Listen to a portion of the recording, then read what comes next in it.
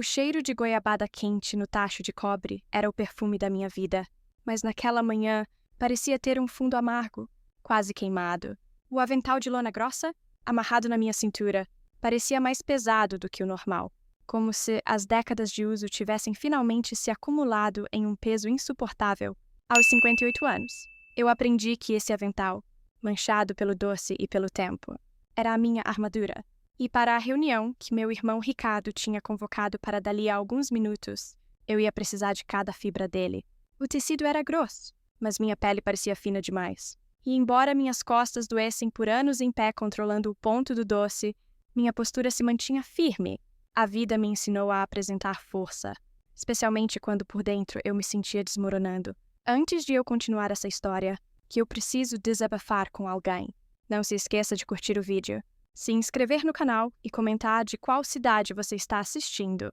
Isso me ajuda a saber que não estou sozinha. Eu olhei ao redor da cozinha principal da Doçuras de Família.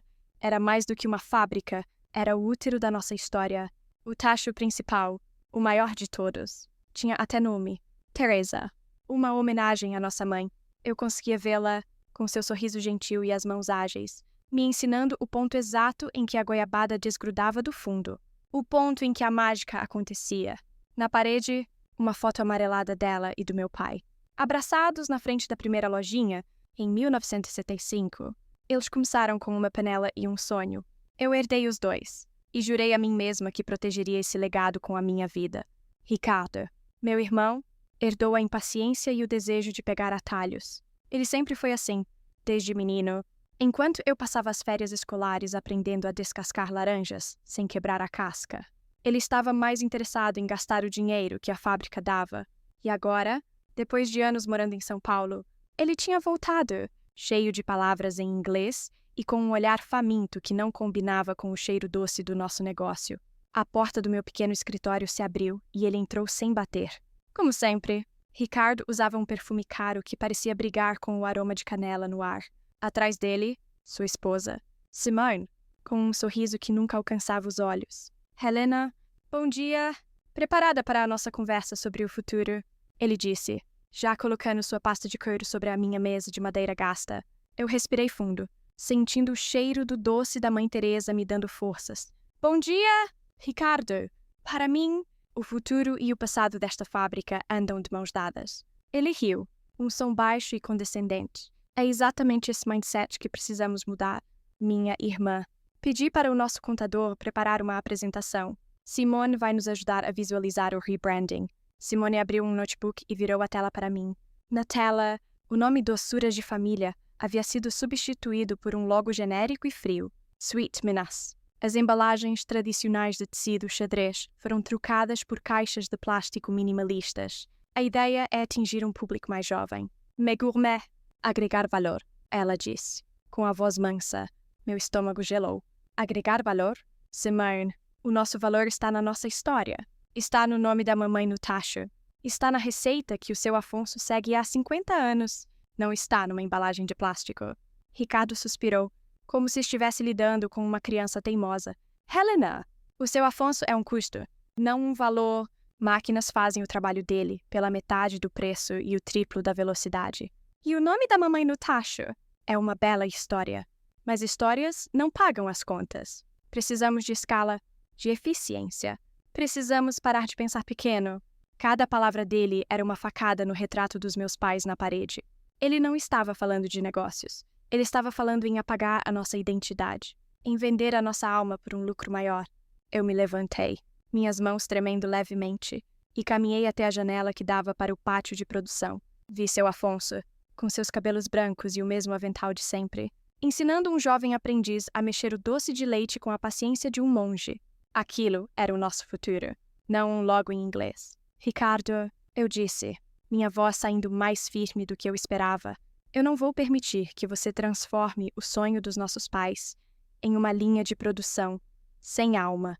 Esta fábrica tem memória, tem vida, e enquanto eu estiver aqui, nós vamos honrar isso. Eu me virei para encará-lo, esperando um debate, uma discussão, mas o que eu recebi foi um olhar frio, quase clínico, e um sorriso de canto de boca. Ele se levantou, ajeitou o terno e caminhou lentamente na minha direção. Ele parou a centímetros de mim, perto o suficiente para que eu pudesse sentir seu perfume caro tentando sufocar o cheiro da minha casa. Ele olhou no fundo dos meus olhos. E com a voz mais calma e cruel que eu já ouvi, ele disse: Helena, com todo o respeito, o tempo da mamãe e do papai já passou. Ele fez uma pausa, olhando para o meu avental com desprezo. E o seu, pelo visto, também está passando.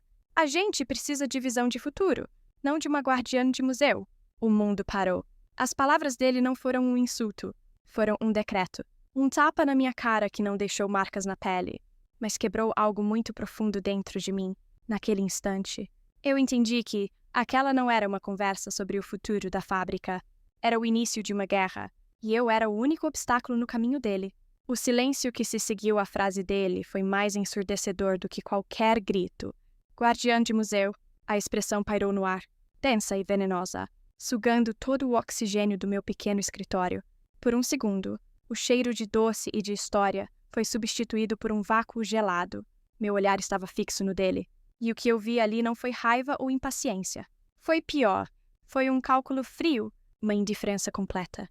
Como se ele estivesse olhando não para a irmã, mas para uma peça antiga de mobiliário que precisava ser removida para dar lugar ao novo. O sorriso de Simone vacilou por uma fração de segundo, e então ela interveio, com aquela voz de veludo que escondia espinhos. Helena, querida, o Ricardo se expressou mal. Ele não quis dizer isso. É claro. Ele só está apaixonado pelo potencial de crescimentos. Às vezes, a paixão nos torna um pouco diretos demais. Não é, meu bem? Ela tocou o braço dele. E o gesto, que deveria parecer apaziguador, soou como o de um dono afagando seu cão de ataque após um comando bem executado.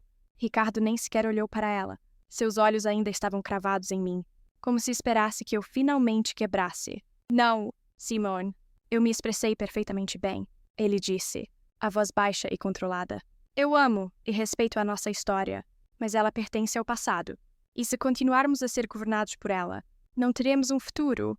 Ele se afastou de mim e voltou para a mesa, assumindo a postura de um CEO em uma sala de reuniões. Ele apontou para a tela do notebook que Simone havia trazido.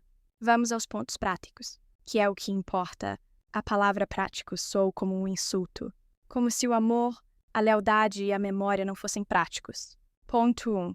Pessoal, temos uma folha de pagamento inflada e baseada em lealdade, não em produtividade. O seu Afonso é o principal exemplo. Um mestre doceiro com um salário de gerente sênior, com todo respeito ao que ele representou. Hoje ele é um gargalo. Uma máquina automatizada de cozimento a vácuo faz o trabalho dele com precisão milimétrica, 24 horas por dia. Sem férias, sem 13º e, principalmente, sem ficar contando histórias de como o papai fazia as coisas. Eu senti o sangue fugir do meu rosto. Falar do seu Afonso daquela maneira era como profanar um túmulo. Era como dizer que a dedicação de uma vida inteira não valia nada. Você não vai demitir o Afonso, eu disse, minha voz um sussurro rouco. Ele é a memória viva desta fábrica. Ele conhece segredos das receitas que não estão em papel nenhum. Ricardo deu um sorriso cansado. Memórias não geram lucro. Helena, e segredos são para amadores. O mercado quer padronização, quer o mesmo sabor perfeito em cada pote, seja ele comprado aqui em Minas ou em um empório chique no Leblon. O que me leva ao ponto 2, matéria-prima. Ele clicou em um botão e a tela mostrou o logo de uma grande corporação de processamento de alimentos. Chega de depender da safra do seu Zé da Chácara, da goiaba que vem mais doce num mês e mais azeda no outro. Vamos comprar polpa de fruta industrializada, com acidez controlada e sabor padronizado, mais barato, mais eficiente e com fornecimento garantido o ano todo. Eu fechei as mãos em punho, cravando as unhas na palma da mão para não gritar. Ele queria trocar as frutas frescas, que nós escolhíamos a dedo com famílias de produtores, que eram nossas parceiras há 50 anos, por um balde de pasta sem vida. Ele queria matar o nosso diferencial, a alma do nosso sabor, em nome de uma eficiência que só existia nas planilhas dele. Você está louco, eu consegui dizer. As pessoas compram doçuras de família, justamente porque não somos padronizados. Porque tem gosto de fruta de verdade. Gosto de casa de avó? Você quer tirar isso de nós? Foi Simone quem respondeu, com seu tom professoral. Isso é uma narrativa, Helena, uma narrativa bonita, mas que limita nosso crescimento. A nova narrativa será sobre modernidade. qualidade controlada. Uma marca brasileira que compete em nível global. A náusea subiu pela minha garganta. Eles falavam da minha vida, do trabalho dos meus pais, como se fosse uma narrativa a ser editada e reescrita para se encaixar nos planos deles. Ricardo ignorou meu protesto e continuou. Como um trem desgovernado. Ponto 3, e o mais importante. Capital. Para fazer essa transição, para comprar as máquinas, investir em marketing e reformar a marca, vamos precisar de um investimento significativo. Ele abriu sua pasta de couro e tirou uma proposta de um banco, com o logo estampado em azul e branco. Eu já me reuni com o gerente. Temos uma linha de crédito empresarial pré-aprovada. É um empréstimo considerável.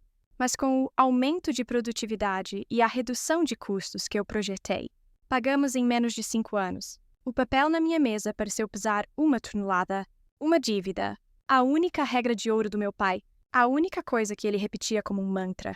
Era: a gente pode ter pouco. Minha filha, mas não devemos um tostão a ninguém. Nossa fábrica, nosso orgulho, sempre operou com o próprio dinheiro.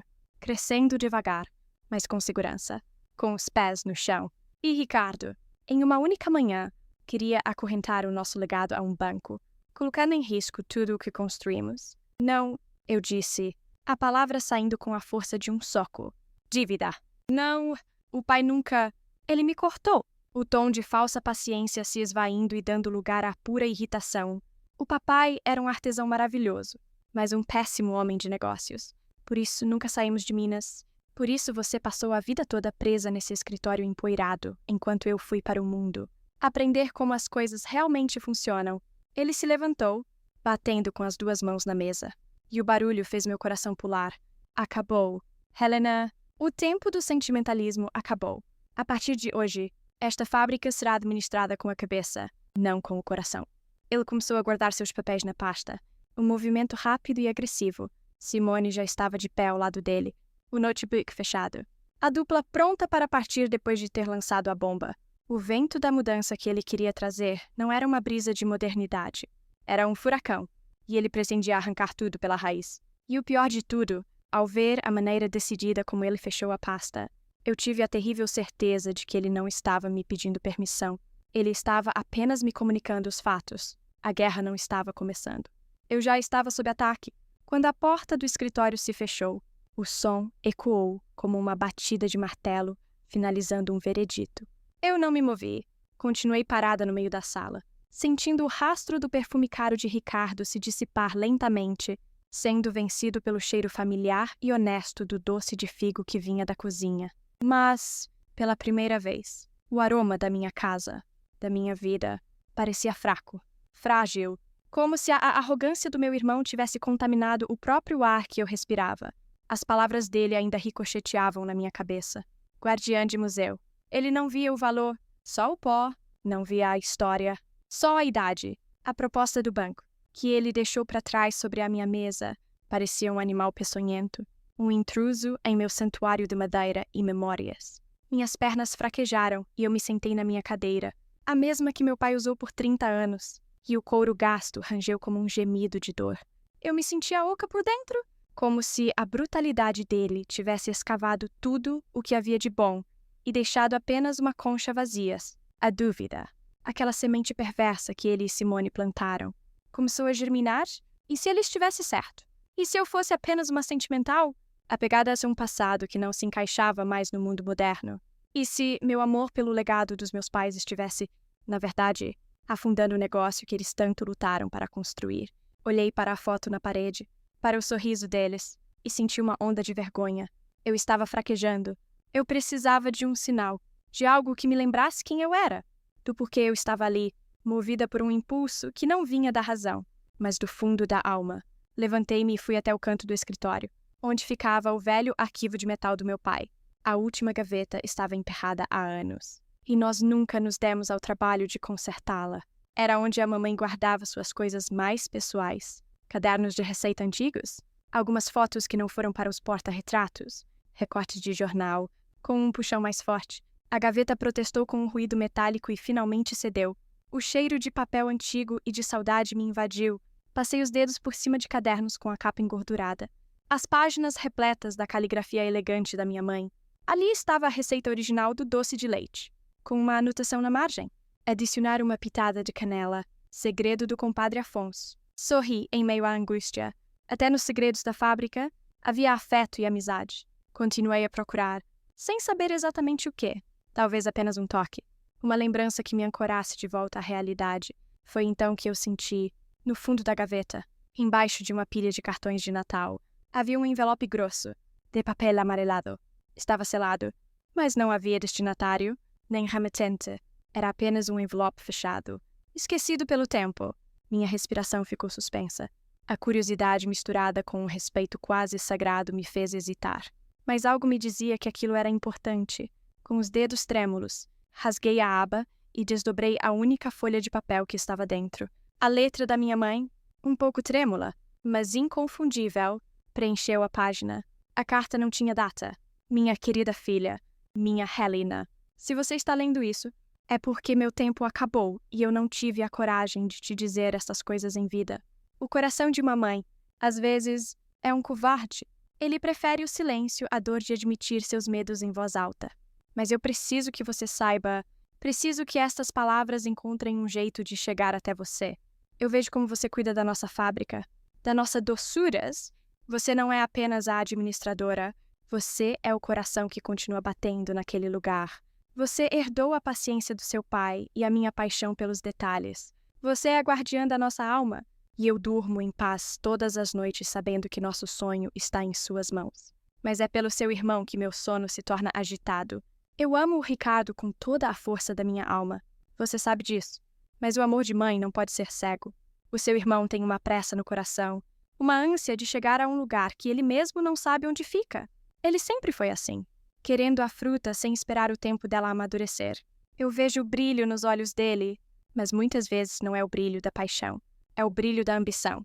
Ele confunde valor com preço. E isso é um perigo para tudo o que construímos. Ele não entende que o ingrediente mais importante da nossa fábrica não é o açúcar ou a fruta, mas o tempo, o carinho, a história de cada pessoa que trabalha conosco. Meu medo, minha filha, é que um dia essa pressa dele o segue completamente.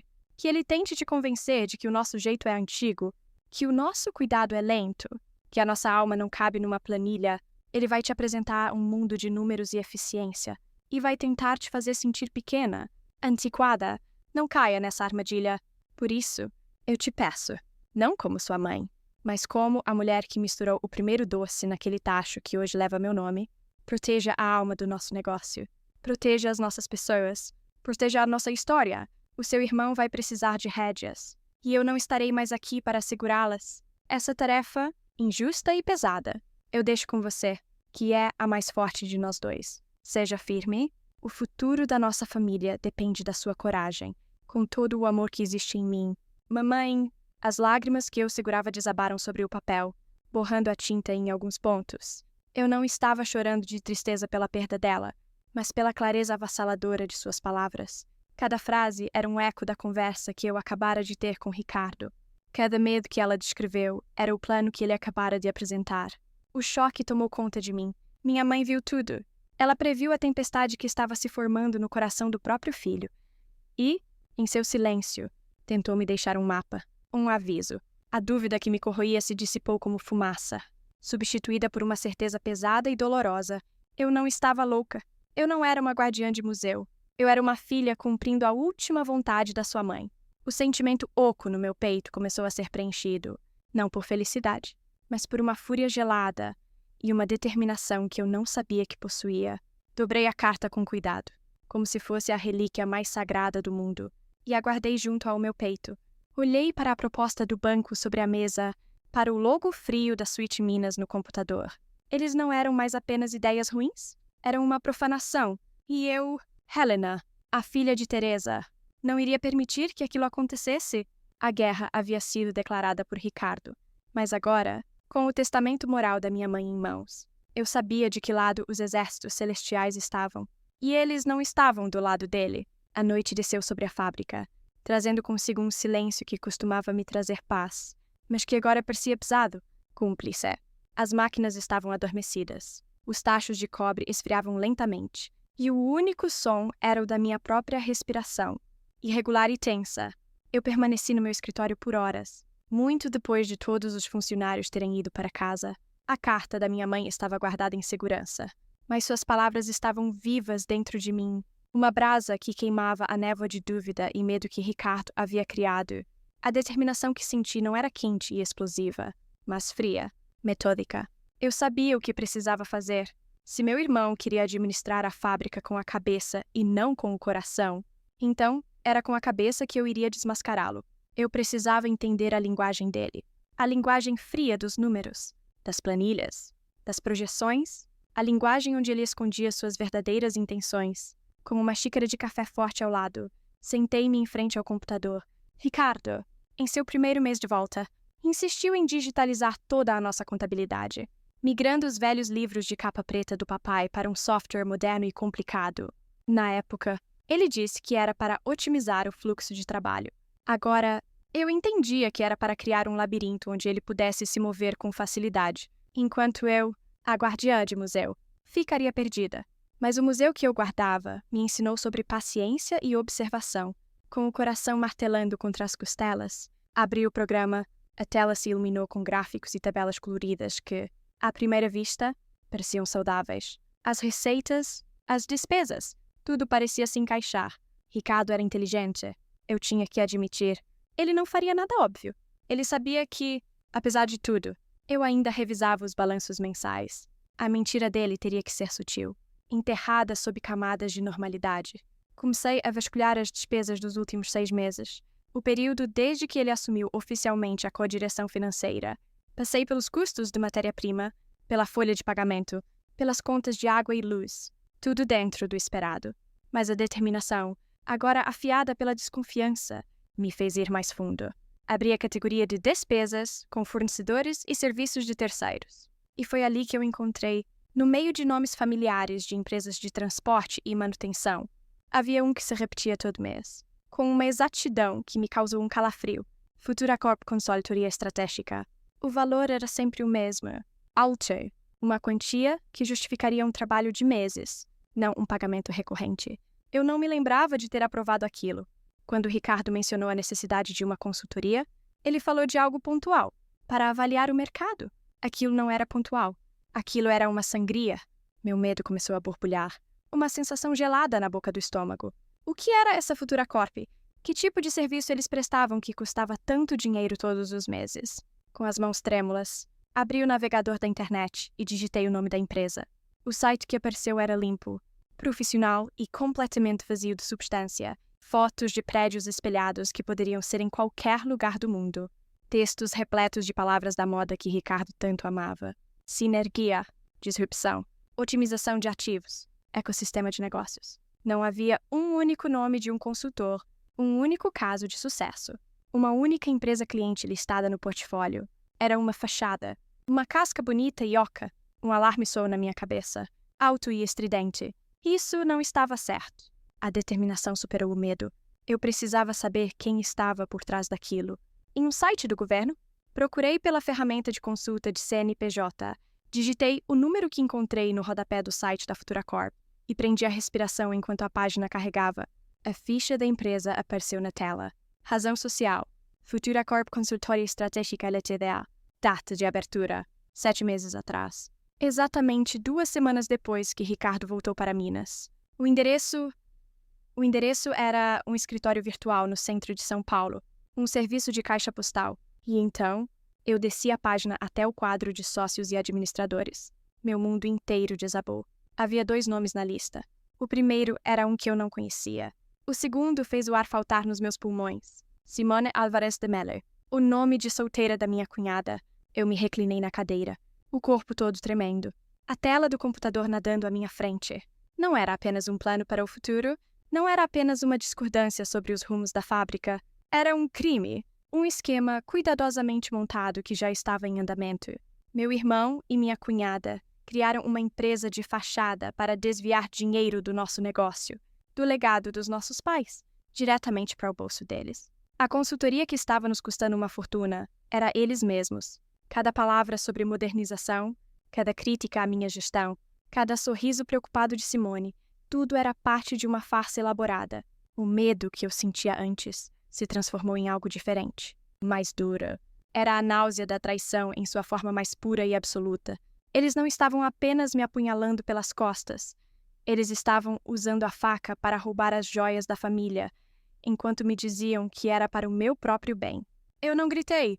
Eu não chorei mais. O choque foi tão profundo que me deixou em um estado de clareza assustadora. Eu sabia que lamentar não me levaria a lugar nenhum. A carta da minha mãe me deu uma missão, e agora a futura Corp me deu uma arma.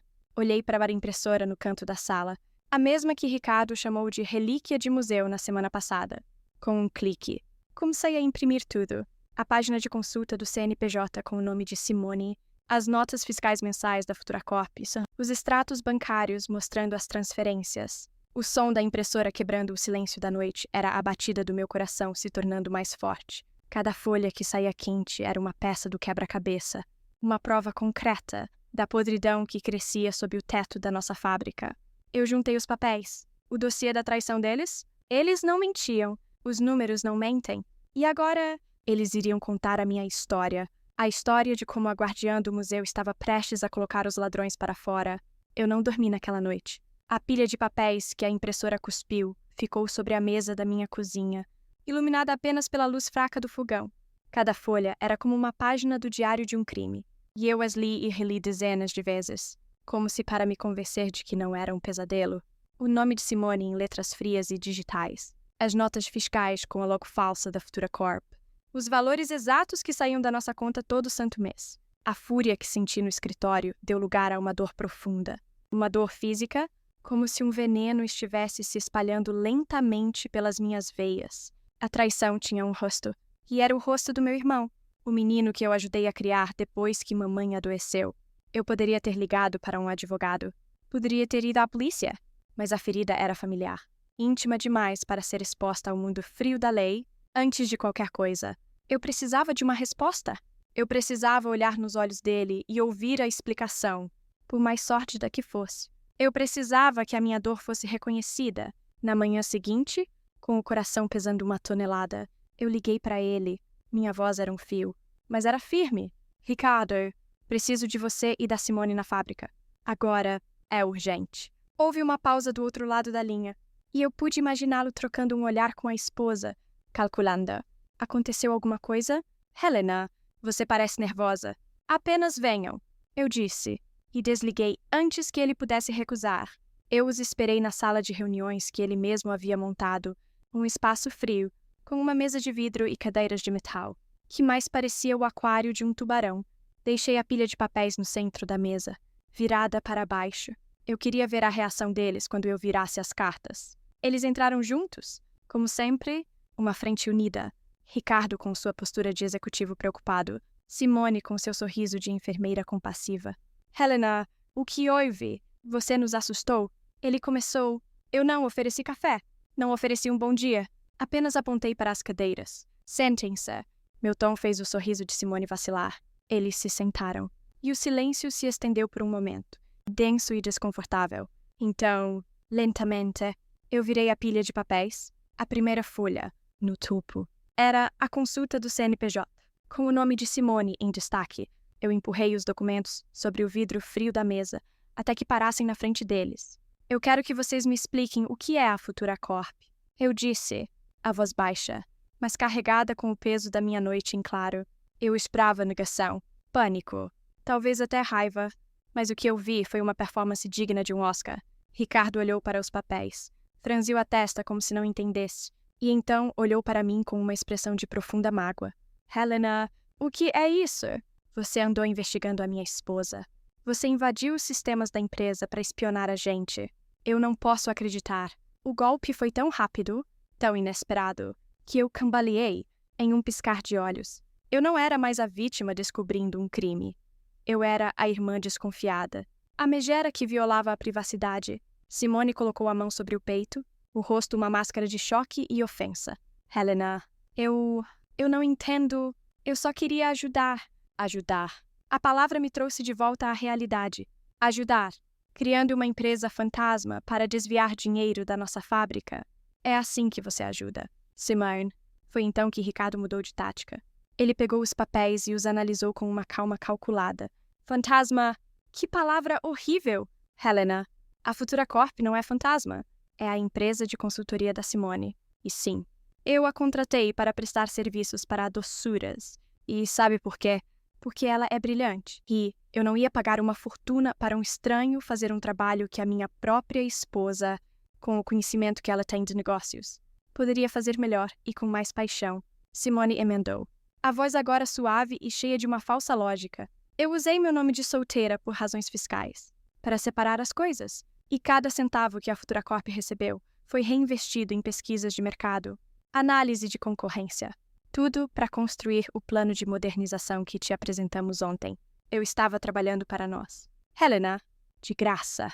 Praticamente, se você comparar com os preços do mercado, a mentira era tão redonda, tão bem ensaiada, que por um momento aterrorizante, eu quase acreditei. Eles eram bons. Eram muito bons. Eles pegaram a minha evidência e a vestiram com uma roupa de benevolência e estratégia de negócios. Minha fúria começou a se misturar com uma confusão frustrante. Mas vocês não me disseram nada. Por que esconderam isso de mim? E aí veio o golpe de misericórdia. Ricardo se inclinou sobre a mesa, e seu rosto não era mais de mágoa, mas de uma imensa e paternalista preocupação.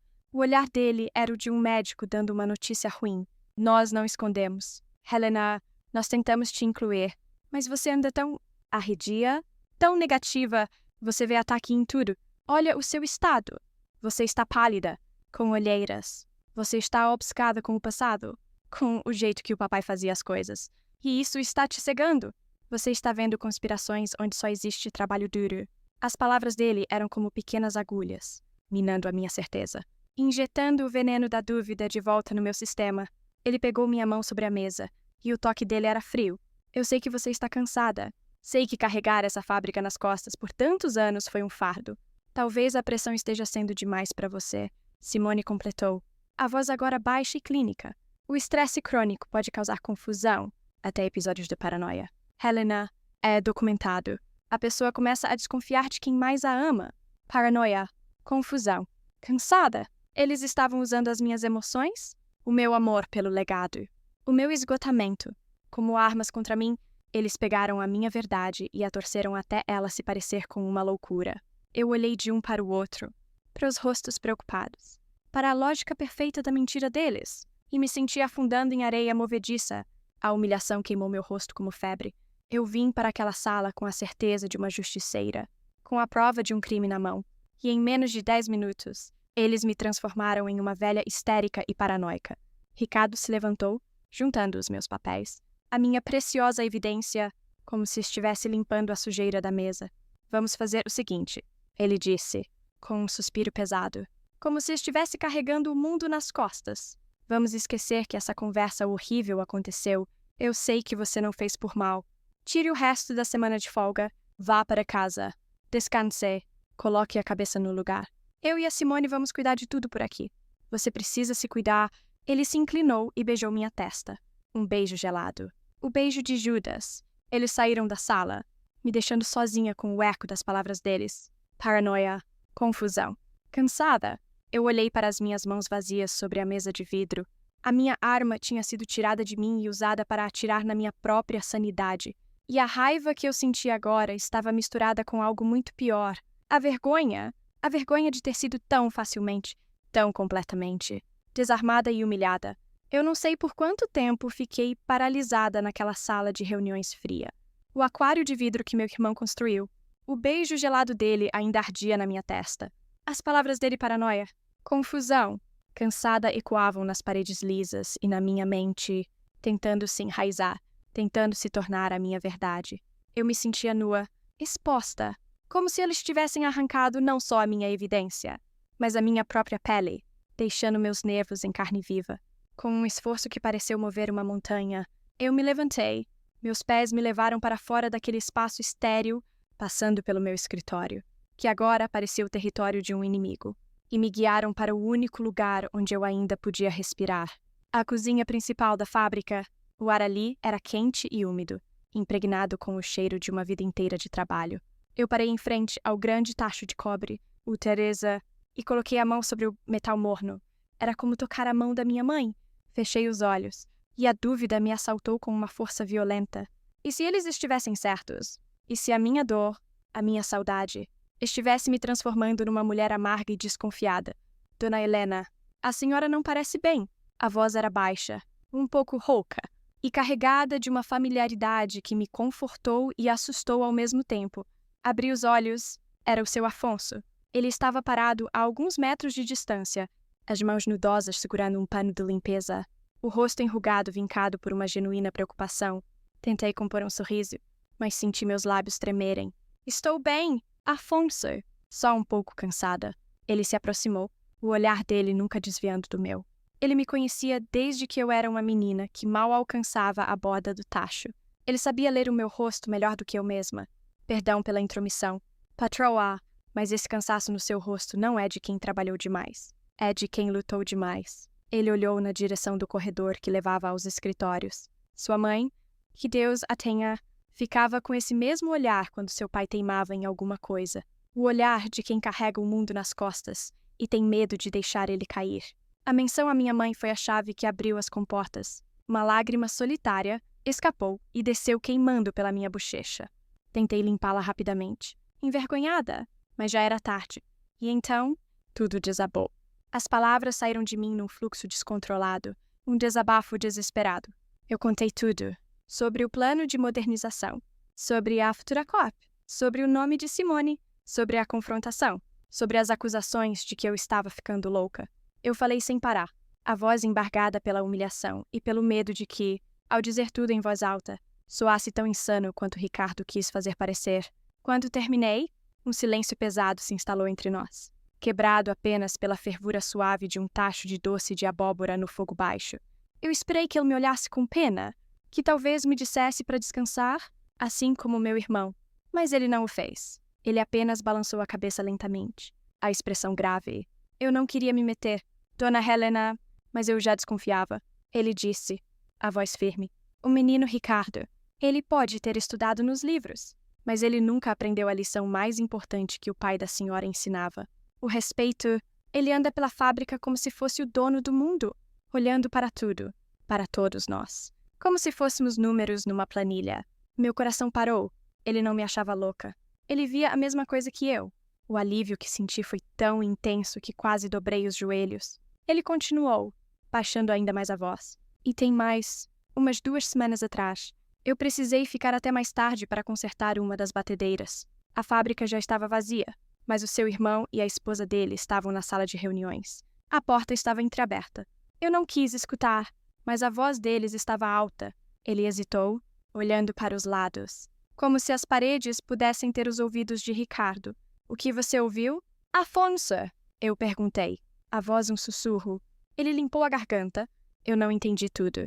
Eles usam umas palavras difíceis, mas eu ouvi claramente a Dona Simone dizendo: precisamos acelerar o processo de tirar a Helena do caminho. Se ela continuar resistindo, vai melar o acordo com a Gigacorp. O nome me atingiu como um soco. Gigacorp, a maior processadora de alimentos do país. Um conglomerado gigante conhecido por comprar pequenas empresas familiares, arrancar-lhes a alma e transformá-las em marcas de supermercado baratas. O plano deles era pior, infinitamente pior do que eu imaginava. Eles não queriam modernizar a doçura de família, eles queriam assassiná-la, queriam vender o nome, a história e o legado dos meus pais para um gigante corporativo. E eu era o único obstáculo. Afonso continuou. Depois eu ouvi o seu irmão responder. Ele disse: não se preocupe. Mais umas 2 semanas e todo mundo vai estar convencido de que ela não responde mais por si. Assim que ela for declarada incapaz, a gente assina a venda e acaba com esse inferno. Incapaz. A palavra estalou no ar. A humilhação que eu senti na sala de reuniões não foi um ato espontâneo. Foi uma estratégia, um passo cuidadosamente planejado para me destruir psicologicamente, para construir um caso contra a minha sanidade e me tirar legalmente do poder. A verdade completa, em toda a sua monstruosidade, se revelou e, em vez de me esmagar, ela me libertou. A vergonha evaporou. A confusão desapareceu. O que restou foi uma certeza de aço. Eu não estava louca. E eu não estava mais sozinha. Eu olhei para o seu Afonso, para aquele homem idoso e leal que arriscou seu emprego para me contar a verdade. Obrigada, Afonso, eu disse, e a minha voz, pela primeira vez naquele dia, estava firme e sem tremores. Você não sabe o que fez por mim. Ele deu um pequeno sorriso triste. Eu fiz pela memória do seu pai e da sua mãe. Eles não mereciam essa traição. Eu assenti, sentindo uma nova onda de força subir pelas minhas pernas. Coloquei a mão novamente no tacho, Teresa. Mas desta vez não foi para buscar consolo. Foi para fazer um juramento silencioso. A esperança, que parecia ter morrido naquela sala de reuniões, renascia ali, no coração quente da fábrica. A guerra era maior do que eu pensava, mas agora eu tinha um aliado. E, mais importante, eu tinha a verdade do meu lado. A resistência, a verdadeira resistência, começava agora. Os dias que se seguiram à minha conversa com seu Afonso foram os mais estranhos da minha vida. Por fora, eu adotei a persona que Ricardo e Simone me designaram, a da irmã cansada, que havia tirado uns dias para descansar. Eu ia para a fábrica, mas passava a maior parte do tempo no meu escritório, de porta fechada. Eu respondia às perguntas com monossílabos e mantinha um ar distante. Eles achavam que eu estava me rendendo à narrativa que criaram, que a humilhação tinha me quebrado. Mal sabiam eles que, atrás daquela porta, eu não estava descansando. Eu estava estudando com a ajuda discreta de seu Afonso, que me trazia cópias de ordens de compra e relatórios de produção. Eu comecei a montar o meu próprio dossiê, a minha própria verdade. Em silêncio, a raiva e a esperança se misturavam dentro de mim, forjando uma nova armadura, mais forte que o meu velho avental. A da paciência estratégica. Foi na quinta-feira que Ricardo veio até mim com um sorriso largo. O tipo de sorriso que ele usava quando queria algo. Helena, que bom te ver com uma aparência mais descansada. Ele mentiu. Olha, eu e a Simone estávamos pensando. A gente passou por um momento de tensão, mas somos família. Que tal um jantar lá em casa no sábado? Chamei a tia Cida e os primos. O pessoal que tem umas cotas na empresa, pra gente colocar o papo em dia, mostrar que a família está unida. A proposta era tão claramente uma armadilha que chegava a ser insultuosa. Um jantar para mostrar união depois que ele havia me declarado uma guerra silenciosa. Mas eu sabia que recusar só iria alimentar a história deles de que eu era arredia e difícil. Com um sorriso que não chegou aos meus olhos, eu aceitei. Claro, Ricardo, será um prazer. Eu iria para o covil da Leão, mas desta vez, eu não iria mais como uma ovelha. A casa deles era o oposto da nossa fábrica. Minimalista, fria, com paredes brancas e móveis de design que pareciam ter medo de serem tocados. Não havia fotos de família. Não havia o cheiro de história. Apenas o aroma artificial de um difusor de ambientes. Tia Cida, uma senhora doce e um pouco ingênua, me abraçou com força. Minha filha, que bom te ver. O Ricardo me disse que você estava precisando de um descanso. Fez muito bem. Você trabalha demais. As palavras dela, cheias de carinho, eram a prova de que a campanha do meu irmão já estava funcionando. Para todos eles, eu era a pobre coitada que estava desmoronando sob pressão. Durante o jantar, Simone foi a anfitriã perfeita. E Ricardo, o filho pródigo cheio de charme, contando histórias de suas viagens e fazendo todos rirem. Eu comia em silêncio, observando, vi o jeito como os primos olhavam para ele com admiração, como se ele fosse um visionário, e eu entendi o objetivo daquela noite. Não era um jantar, era um palco, e eu era a personagem a ser sacrificada. Depois da sobremesa, quando o clima estava leve e regado a vinho, Ricardo se levantou, batendo com o talher na taça para chamar a atenção. Família, um minutinho da atenção de vocês. Todos se calaram. Primeiramente, um brinde à nossa história, ao legado incrível que o papai e a mamãe nos deixaram. Todos ergueram as taças. Inclusive eu. O veneno sempre vem depois do açúcar. E um brinde especial à minha irmã, Helena, que por tantos anos foi a rocha, o pilar que segurou essa empresa de pé. Ele olhou para mim, e o olhar dele era uma mentira televisionada. E é justamente por esse amor e respeito que eu sinto por ela e pelo nosso legado, que eu tenho o dever de compartilhar com vocês a minha profunda preocupação com o nosso futuro. Ele fez um sinal para Simone, que discretamente ligou uma televisão na parede, onde uma apresentação de slides já estava preparada. O primeiro slide mostrava o logo da Doçuras de Família e a frase "Honrando o passado, construindo o futuro". Era doentio. Nos últimos meses, ele continuou, a voz agora séria, eu fiz uma análise profunda da saúde financeira da nossa empresa. E os resultados, infelizmente, são alarmantes. Um gráfico apareceu na tela, com uma linha vermelha despencando, sob a gestão atual, mais focada na manutenção de velhas práticas do que na inovação. Nossas margens de lucro caíram 20%, nossos custos com pessoal Por mantermos um quadro de funcionários antigo e pouco produtivo, estão 35% acima da média do mercado. Ele passava os slides, mostrando números e gráficos que eu sabia serem distorcidos, se não completamente fabricados. Ele pegou os relatórios que eu e Afonso havíamos levantado e os torceu, transformando investimentos em despesas desnecessárias e a manutenção da qualidade artesanal em ineficiência operacional. Helena, com seu apego compreensível às tradições, tem resistido a mudanças necessárias. A recusa em automatizar processos, em otimizar a nossa cadeia de fornecedores, são decisões que, infelizmente, estão nos levando para um caminho perigoso. Eu tentei intervir. Ricardo, esses números não mostram a história toda. Você está omitindo o investimento que fizemos em matéria-prima orgânica, que aumentou o valor do nosso produto. Ele me cortou, com um sorriso triste e paternalista. Helena, eu sei! E eu admiro sua paixão. Mas não vamos entediar a família com detalhes técnicos. O quadro geral é o que importa. E com essa frase, ele me silenciou, me pintando como alguém perdida em detalhes irrelevantes. Incapaz de ver a big picture, ele concluiu sua apresentação falando do cansaço que eu vinha demonstrando, da minha dificuldade em aceitar novas ideias, criando sutilmente a imagem de uma líder esgotada, presa ao passado, que estava se tornando um fardo para o progresso. A injustiça era tão grande, tão palpável, que eu senti o ar me faltar.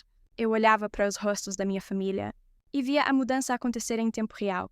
A admiração que eles tinham por mim estava sendo substituída por pena. Por preocupação, tia Cida me olhava com os olhos marejados. Um dos primos, que antes me pedia conselhos, agora evitava meu olhar, balançando a cabeça em concordância com as mentiras de Ricardo.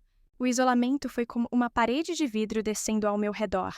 Eu estava na mesma sala que eles, mas de repente, eu estava do outro lado, sozinha. O jantar terminou com os parentes cercando Ricardo, apertando seu ombro, dizendo coisas como: "Que bom que você está aqui para colocar as coisas nos eixos, e sua irmã realmente precisa de ajuda." Ninguém veio falar comigo, exceto para me dar um abraço apressado e um "se cuida." Querida na porta, saí daquela casa fria e pisei na calçada escura. O ar da noite nunca me pareceu tão gelado. Aquele jantar não foi um ataque, foi uma execução pública.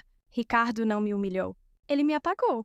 Ele reescreveu a minha história, na frente da minha própria família, e eles acreditaram em cada palavra. A esperança que eu senti com Afonso ainda estava lá, mas agora ela estava coberta por uma camada espessa e amarga de injustiça. Eu estava completamente só. E, naquele momento, eu entendi que para salvar o legado dos meus pais, eu teria que lutar não apenas contra o meu irmão, mas contra a imagem distorcida de mim mesma que ele estava tão eficientemente construindo. A guerra havia ganhado uma nova frente, e era a mais perigosa de todas, a da opinião pública. A viagem de volta para casa depois do jantar foi um borrão. Eu não me lembro das ruas, dos semáforos, de ter girado a chave na fechadura. Quando a realidade voltou a ter contornos nítidos, eu estava sentada na penumbra da minha sala, com o casaco ainda vestido, sentindo um frio que vinha de dentro, um frio que nenhuma lareira poderia aquecer. A casa, que sempre fora meu refúgio, parecia grande e vazia, e o silêncio ecoava com as vozes da minha família. As expressões de pena, os cochichos preocupados, o abraço condescendente da minha tia. Cada gesto de carinho foi um prego a mais no meu caixão. Ricardo não precisou levantar a voz. Ele não precisou me acusar de nada grave. Ele simplesmente me pintou como uma peça de mobília antiga e frágil, que todos amam, mas que já não tem mais lugar na casa nova. E o pior, a parte que me rasgava a alma, é que todos concordaram em me colocar no antiquário. Na manhã seguinte, o telefone tocou. Era a tia Cida. A voz dela era um xarope doce e pegajoso de preocupação. "Helena, minha querida, ligando só para saber como você está. Fiquei tão preocupada ontem. Você parecia tão distante." Eu murmurei que estava apenas cansada. "Eu sei, meu amor, e é por isso que eu te liguei. Eu conversei com o Ricardo depois que você saiu. Ele tem ideias tão brilhantes, não é? E ele te ama tanto.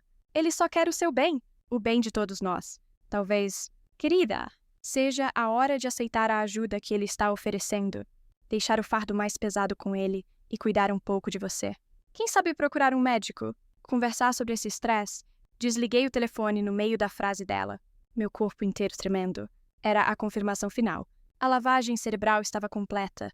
Minha própria tia, a irmã da minha mãe, estava agora me aconselhando a me entregar, a me tratar como uma doente. O isolamento não era mais uma sensação, era um fato carimbado e assinado pela minha própria família.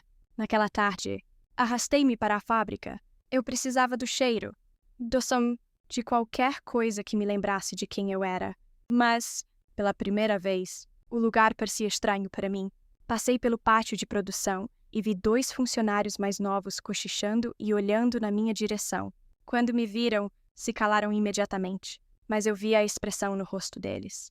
Era a mesma dos meus primos na noite anterior. Pena, a fofoca, a narrativa de Ricardo sobre a pobre Helena, que não está aguentando a pressão, já havia se espalhado como uma praga entre as paredes do meu próprio lar. Até o seu Afonso, ao me ver, veio com um semblante pesado. Não ligue para eles, Dona Helena. São uns meninos. Não sabem de nada. Ele tentava me consolar, mas as palavras dele só reforçavam a verdade. A percepção que as pessoas tinham de mim havia sido roubada e substituída por uma caricatura de mulher frágil e mentalmente instável. Naquela noite, eu vaguei pela fábrica silenciosa como um fantasma. Cada máquina, cada saco de açúcar, cada tacho de cobre parecia me acusar. Para que tudo isso? Para que dedicar uma vida inteira a um lugar, a um legado, se com algumas palavras bonitas e gráficos coloridos? Um estranho, pois. Ricardo havia se tornado um estranho para mim. Podia convencer a todos de que o seu sacrifício foi, na verdade, incompetência. Sentei-me no chão frio ao lado do tacho Teresa e a angústia me dobrou ao meio. Eu chorei. Chorei pela traição do meu irmão. Chorei pela ingenuidade da minha família. Chorei pela memória dos meus pais, que estava sendo tão brutalmente desonrada. E, acima de tudo, chorei por mim, pela mulher de 58 anos que abdicou de casamentos, de viagens, de uma vida própria, para ser a guardiã de um sonho que agora se transformava em seu cadafalso. A luta parecia inútil. Ricardo era charmoso, implacável e inteligente. Simone era sua sombra, igualmente fria e calculista. Juntos, eles eram uma fortaleza. E eu era uma mulher sozinha, com uma carta secreta e a lealdade de um único senhor de idade. Como eu poderia vencer a energia para lutar? A fúria que a carta da minha mãe havia acendido em mim foi se esvaindo, afogada por aquela onda de desespero, e pela primeira vez, uma ideia sedutora e terrível começou a tomar forma na minha mente. A ideia de desistir, de parar de lutar, de entregar os pontos. O que aconteceria se eu simplesmente assinasse os papéis? Ricardo venderia a fábrica. Eu receberia a minha parte se ele e Simone não dessem um jeito de roubar tudo antes, e poderia ir embora. Comprar uma casinha na praia, longe de tudo e de todos. Viver o resto dos meus dias em paz, sem mais batalhas, sem mais humilhações, sem mais olhares de pena. A paz. A palavra soava como um alívio, como água para um viajante perdido no deserto. O pensamento me consumiu. A rendição parecia o caminho mais lógico, o mais fácil, o único caminho que não envolvia mais dor. Com o corpo pesado, como se cada passo fosse um esforço sobre-humano, voltei para o meu escritório. A luz da lua entrava pela janela, iluminando a cadeira vazia do meu pai. Senti como se estivesse o decepcionando, mas eu não tinha mais forças. Abri a gaveta da minha mesa e tirei uma folha de papel em branco e uma caneta. Minhas mãos tremiam, mas minha decisão parecia ter anestesiado o meu coração. Eu iria escrever uma carta de renúncia, uma declaração passando o controle total para Ricardo, um atestado da minha própria derrota. Sentei-me à mesa, a mesma mesa onde meu pai assinou os primeiros contratos, onde minha mãe desenhou as primeiras embalagens, e posicionei a ponta da caneta sobre o papel. As lágrimas voltaram, quentes e silenciosas, caindo sobre a folha em branco, manchando o meu futuro rendido. O fundo do poço era ali, solitário, escuro e, por um momento, aterrorizante. Parecia o único lugar possível para se estar. A ponta da caneta tremia a milímetros do papel. A primeira lágrima caiu, criando uma pequena mancha escura na folha em branco. Um borrão no meu atestado de rendição? Era isso? Era o fim. Eu iria escrever, assinar, entregar a chave do meu mundo e desaparecer. A paz da desistência era uma sereia cantando uma canção de ninar para a minha alma exausta. Eu respirei fundo, pronta para formar a primeira letra da minha derrota. Mas, no momento em que a tinta ia tocar a página, meus olhos, vagando sem rumo pelo escritório mergulhado na penumbra, pousaram no velho baú de madeira escura que ficava no canto. O baú da mamãe. Era onde ela guardava o que chamava de seus tesouros que não brilham.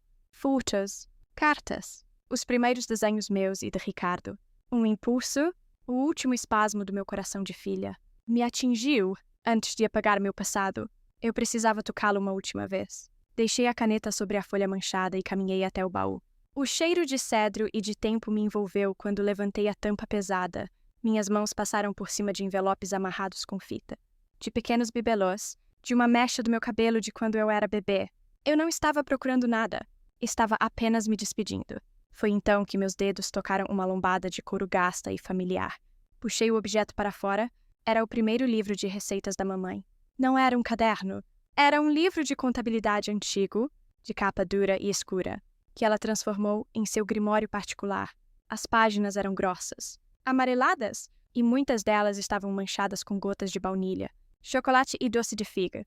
Era o DNA da nossa fábrica, a alma da doçuras de família em forma de livro. Sentei-me no chão, ao lado do baú, e comecei a folhear. Um sorriso melancólico tocou meus lábios. Ali estava a receita da goiabada cascão da mamãe, com uma anotação na margem.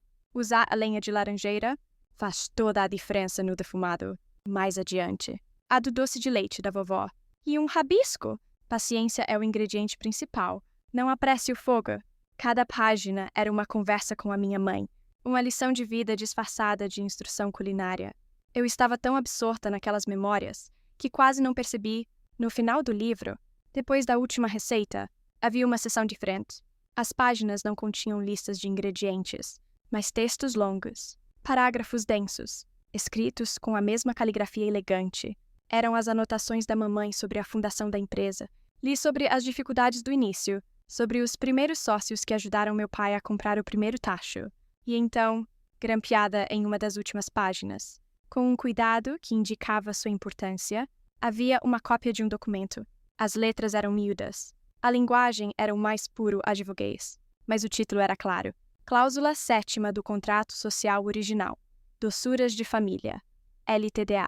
1975. Ao lado do parágrafo principal, a caneta da minha mãe havia deixado um recado, uma mensagem através do tempo, para que a gente nunca se esqueça que nossa alma não tem preço. Com o coração batendo descompassado, comecei a decifrar o texto legal, e o que eu li fez todo o ar sair dos meus pulmões. A cláusula, redigida com uma clareza brutal por trás do jargão, estipulava que a empresa Doçuras de Família era classificada como um empreendimento de legado familiar e, como tal, qualquer venda, fusão ou transferência de mais de 50% do controle acionário para uma empresa de capital aberto ou para um conglomerado não familiar exigiria não apenas a aprovação da maioria dos sócios, mas o voto unânime e presencial de todos os descendentes diretos dos sócios fundadores originais. A lista de nomes estava lá, o de Ricardo, e os nomes dos filhos e netos dos 2 outros pequenos sócios que ajudaram meu pai no começo, pessoas que Ricardo provavelmente nem sabia que existiam. Uma delas era a família do seu Afonso. O pai dele tinha sido um dos fundadores. Era uma cláusula anti-venda, uma pílula de veneno, um cadeado jurídico que mamãe e papai forjaram 50 anos atrás para proteger a fábrica de predadores, para proteger a fábrica de homens exatamente como Ricardo. O desespero que me afogava evaporou e, em seu lugar, uma fúria incandescente subiu pela minha espinha. Era uma raiva diferente da que eu já sentira. Não era a raiva ferida da vítima, mas a fúria glacial de uma guerreira que acaba de encontrar sua espada. Minha mãe, aquela mulher doce e gentil, que parecia só se preocupar com o ponto do açúcar. Tinha a visão, a sagacidade e a frieza de uma general. Ela previu um Ricardo no futuro. Ela sabia que a ambição poderia um dia tentar devorar sua criação. E ela deixou para trás uma bomba relógio jurídica, escondida no lugar mais sagrado e improvável de todos. Meu irmão, com todo o seu papo de mindset e rebranding, com toda a sua arrogância moderna, havia cometido o erro mais primário de todos. Ele nunca leu a história. Ele nunca se deu ao trabalho de olhar para a alma do negócio que ele estava tão ansioso para vender. Levantei-me do chão, não mais como a mulher quebrada de minutos atrás, mas como se tivesse recebido uma transfusão de coragem. O livro de receitas em minhas mãos não era mais um objeto de nostalgia, era um escudo, era um manual de guerra, era o testamento legal e moral da minha mãe. Caminhei de volta para a minha mesa. Peguei a folha de papel manchada pelas minhas lágrimas. Amassei-a com força, transformando-a em uma bola de vergonha e hesitação, e a joguei no lixo com um desprezo que eu não sabia que possuía. A caneta que ia assinar a minha rendição, agora, serviria para sublinhar os nomes no contrato social. A guerra não havia acabado. Na verdade, ela nem tinha começado. Ricardo estava jogando xadrez, movendo suas peças com uma arrogância calculada, mas ele não sabia que eu, a guardiã de museu, tinha acabado de encontrar um documento que virava o tabuleiro inteiro. O choro cessou, e, em seu lugar, um sorriso lento e perigoso se formou no meu rosto. A verdadeira guerra estava apenas começando, e ele trouxe uma planilha para uma briga de testamentos. A mulher que entrou na fábrica na manhã seguinte não era a mesma que havia desmoronado no dia anterior. A minha armadura, o meu velho avental, parecia mais leve. A fúria e a coragem que o livro da minha mãe me deram não se manifestaram em gritos ou acusações. Pelo contrário, elas se assentaram dentro de mim como uma calma gélida, uma clareza de propósito que eu nunca havia sentido. Eu tinha um mapa, uma arma e, pela primeira vez, uma estratégia. Ricardo queria um jogo de negócios, frio e calculista, pois era exatamente isso que ele teria, mas ele não sabia que eu jogaria com as regras que a minha mãe escreveu 50 anos atrás. A primeira regra da minha nova guerra era a dissimulação. Para pegá-lo, eu precisava primeiro deixá-lo pensar que ele já havia vencido. Encontrei Ricardo e Simone na sala de reuniões, o aquário deles. Eles me olharam com uma mistura de surpresa e cautela. Eu mantive meus ombros curvados, meu olhar baixo, a personificação da derrota que eles esperavam. Bom dia, eu disse, a voz deliberadamente fraca. Eu queria pedir desculpas pela minha reação no outro dia. Eu estive pensando muito em tudo. Ricardo trocou um olhar triunfante com Simone, mas seu tom era de pura magnanimidade. Helena, não precisa se desculpar. Nós entendemos. Foi muita pressão. Eu balancei a cabeça. Não, vocês estavam certos. Eu estou cansada. Estou apegada demais ao passado. E isso está me cegando. A verdade é que eu não tenho mais energia para lutar contra o futuro. Eu vi um brilho de vitória acender nos olhos de Simone, que ela rapidamente disfarçou com um suspiro de alívio. Oh, Helena, ficamos tão felizes em ouvir você dizer isso. Nós só queremos o seu bem. O bem da família. Eu caminhei até a mesa e empurrei a proposta de empréstimo do banco na direção dele. Faça o que for preciso. Eu disse, a frase saindo como fel da minha boca, mas meu rosto demonstrava apenas exaustão. Marque as reuniões com os bancos, com os compradores. Se você acha que vender para, como se chama, a Gigacorp é o melhor para o futuro, então vá em frente. Eu confio em você para cuidar de tudo. A isca foi lançada. A expressão no rosto de Ricardo era a de um predador que vê sua presa simplesmente deitar e esperar o bote. Era uma mistura de triunfo, desprezo e um pingo de pena. Era exatamente o que eu queria que ele sentisse. Fico orgulhoso de você. Irmã, ele disse, a voz cheia de uma falsa emoção. Você está tomando a decisão certa. Vou acelerar tudo. Em breve, você estará livre de todo esse peso. Naquele dia, eu me tornei uma atriz. Durante o expediente, eu era a sombra de mim mesma. Uma figura apática que vagava pela fábrica, concordando com tudo o que Ricardo dizia. Assinando documentos preliminares, sem questionar, eu o via no telefone, usando termos como due diligence e valuation, e senti um nó no estômago. Mas meu rosto permanecia uma máscara de indiferença. Mas quando a noite caía e a fábrica se esvaziava, o meu verdadeiro trabalho começava. O meu escritório, antes o palco da minha humilhação, se transformou em meu quartel-general. E o seu Afonso, meu fiel aliado, era o meu tenente. Eles morderam a isca? Afonso, eu disse a ele na primeira noite, mostrando a cópia do contrato social. Eles pensam que eu desisti. Os olhos dele brilharam. Sua mãe era mais esperta que todos nós juntos. Dona Helena, o que a senhora precisa? Nosso primeiro passo era transformar a desconfiança em prova irrefutável. Continuamos a investigar a futura corpa. Afonso, com sua memória de elefante, lembrou-se de datas em que Ricardo disse que estava em reuniões importantes em São Paulo. Cruzamos essas datas com as notas fiscais da consultoria fantasma. Batia perfeitamente. Ele estava, literalmente, pagando a si mesmo para viajar e planejar a nossa destruição. Cada papel que juntávamos era mais uma bala no pente da nossa arma. O passo seguinte era o mais crucial e o mais difícil: encontrar os outros herdeiros. os descendentes dos sócios fundadores. Ricardo, em sua arrogância, provavelmente nem sabia da existência deles. Eram a minha cavalaria secreta. Afonso conhecia as famílias. O seu Joaquim se mudou para o Paraná nos anos 80. A família dele tinha uma terrinha lá. Já o seu Benedito. O pai dele era meu compadre. A filha dele virou gente grande. Estudou para ser advogada. Mora em Belo Horizonte. O nome dela era Beatriz. Passamos 2 dias procurando. Reviramos listas telefônicas antigas. Perguntamos para parentes distantes. Finalmente, Afonso conseguiu o telefone do escritório de advocacia onde Beatriz trabalhava. Meu coração parecia que ia sair pela boca quando disquei o número. A voz do outro lado da linha era jovem, profissional e um pouco impaciente. Beatriz Pinheiro. Pois não, eu respirei fundo. Meu nome é Helena Monteiro. Eu sou filha de Otávio Monteiro, da fábrica de doçuras da família. Eu acredito que seu avô, Benedito, foi sócio do meu pai. Houve um silêncio. Sim, meu avô.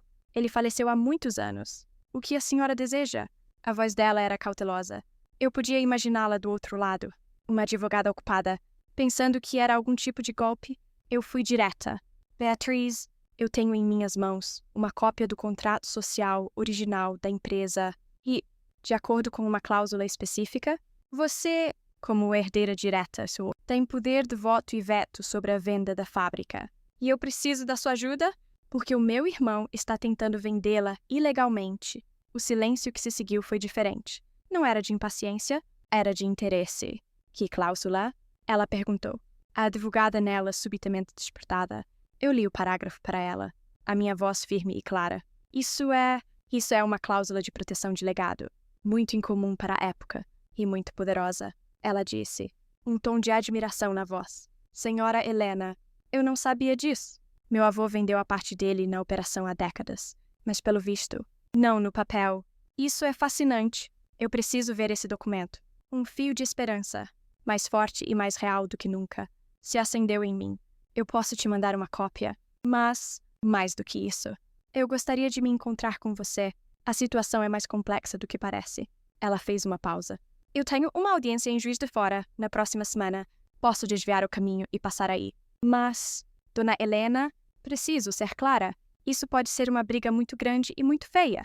Eu olhei para o livro de receitas da minha mãe, que estava aberto sobre a minha mesa.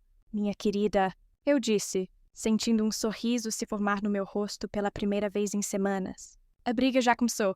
Eu só estou, finalmente, montando o meu exército. Desliguei o telefone, e o silêncio da noite na fábrica não parecia mais solitário. Parecia o silêncio de uma floresta antes do amanhecer, a calma tensa que precede a caçada.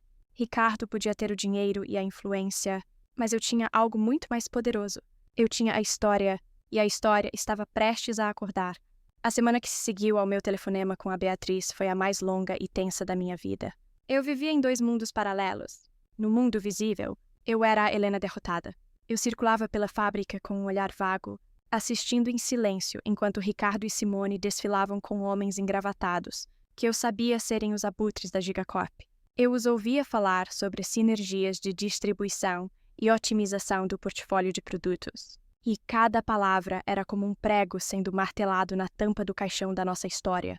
Eu tinha que conter a fúria que fervia dentro de mim, sorrir polidamente e recuar para o meu escritório, desempenhando o meu papel de fantasma. Meu irmão, em sua arrogância sem limites, via minha passividade como a prova final da sua vitória.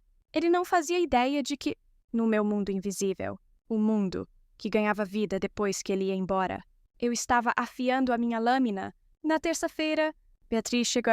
Ela era exatamente como a sua voz no telefone, jovem, com um olhar incisivo e uma energia que parecia grande demais para o seu corpo esguio. Ela entrou no meu escritório, olhou ao redor para os móveis antigos e para a foto dos meus pais, e então fixou os olhos em mim. Dona Helena, é um prazer.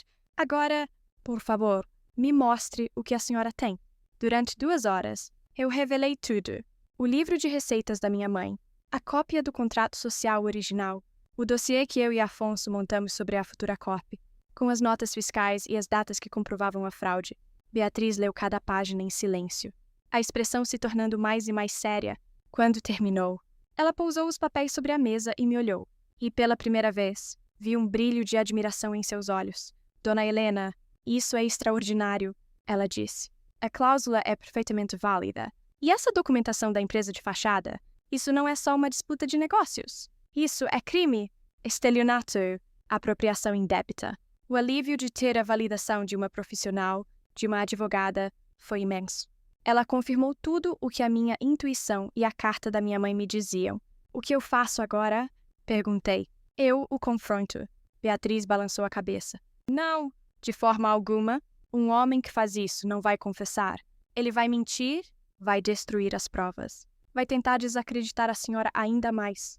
A nossa vantagem é que ele não sabe que nós sabemos. Temos o elemento surpresa. A estratégia dela era clara e letal. Nós vamos deixá-lo seguir com o plano. Deixá-lo marcar a reunião final. Chamar os compradores. Preparar os contratos. Nós vamos deixá-lo caminhar até a beira do precipício. E só quando ele estiver prestes a pular, nós vamos mostrar que não há água lá embaixo. A frieza dela me deu força. Eu não estava mais agindo por instinto. Agora, eu tinha um plano de batalha. O momento que esperávamos veio na sexta-feira. Ricardo entrou no meu escritório, o rosto exultante, mal conseguindo conter a satisfação. Ele fechou a porta, criando uma falsa atmosfera de confidencialidade, de irmão para irmã. Helena, sente-se. Tenho ótimas notícias. Eu me sentei, arrumando meu rosto na máscara de cansaço resignado. O pessoal da Gigacorp amou a fábrica. Eles veem um potencial enorme na nossa marca. Claro! Depois de alguns ajustes. A proposta deles foi excelente, acima do que esperávamos. Ele fez uma pausa dramática. Eu sei que é difícil para você, mas é o melhor para todos. E eu queria que você fosse a primeira a saber. A reunião para a assinatura da carta de intenção. O passo final será na próxima sexta-feira, aqui na fábrica, às 10 da manhã. Depois disso, ele disse, colocando a mão sobre a minha com uma compaixão venenosa. Você não vai mais precisar se preocupar com nada. Você estará livre? Eu senti um arrepio. A arrogância dele era tão colossal que ele me entregou a data, a hora e o local da sua própria execução. Eu apenas assenti lentamente. Que bom! Ricardo! Fico feliz que tudo esteja se resolvendo. Ele sorriu, satisfeito com a minha submissão. Quando ele saiu, eu esperei exatos 60 segundos antes de pegar o telefone. A primeira ligação foi para Beatriz. É na próxima sexta, às 10 da manhã. O palco é seu. Estarei aí às 9h30, ela respondeu, a voz carregada de uma eletricidade contida. Avise os outros. Ninguém se atrasa. A segunda tarefa era convocar o resto do meu exército. Com a ajuda de Afonso, passamos a tarde ligando para os outros 2 herdeiros que conseguimos localizar, os netos do seu Joaquim, que moravam no Paraná. Expliquei a situação, a cláusula, a traição. Enviei a eles cópias dos documentos por e-mail. A indignação deles foi imediata. A promessa de estarem presentes, irrefutável. A semana passou voando, cada dia carregado com uma tensão crescente. Eu via os preparativos para a grande reunião de sexta-feira. Simone até comprou um novo conjunto de xícaras para servir café aos executivos da Gigacorp. E a cada sorriso triunfante que eles me davam no corredor, a minha determinação se tornava mais afiada. Na noite de quinta-feira, a véspera da batalha, eu e Afonso ficamos até tarde no meu escritório. Organizamos nosso dossiê em pastas impecáveis, uma para cada participante da nossa emboscada. Nossas provas, nossas cópias do contrato social, a carta da minha mãe. Estava tudo pronto. Havia uma calma solene entre nós, a calma dos soldados que limpam suas armas antes do amanhecer. Quando finalmente tranquei a porta do escritório, olhei para a foto dos meus pais na parede. A luz da lua iluminava o sorriso deles. Eu não estava mais pedindo ajuda ou perdão.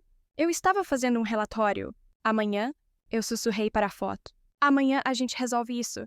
Amanhã a gente mostra a ele o verdadeiro valor das coisas. Saí para a noite. E pela primeira vez em muito tempo, eu não senti medo. Senti antecipação. A armadilha estava montada. A isca estava no lugar. Os caçadores estavam escondidos, esperando. E o predador, cego pela própria arrogância, caminhava calmamente em nossa direção, sonhando com a vitória que ele jamais alcançaria. A manhã de sexta-feira nasceu com um céu cinzento e um ar pesado, como se a própria natureza estivesse prendendo a respiração. Na fábrica, a atmosfera era elétrica, uma mistura bizarra de festa e funeral. Simone havia colocado um arranjo de flores caras na recepção, e o cheiro do café gourmet que ela insistiu em comprar se misturava de forma estranha com o aroma de doce de cidra que vinha da produção. Ela e Ricardo circulavam com sorrisos ensaiados. os anfitriões de um velório disfarçado de celebração. Eu me mantive no meu escritório, a porta fechada. Eu não estava me escondendo. Eu estava no meu posto de comando, esperando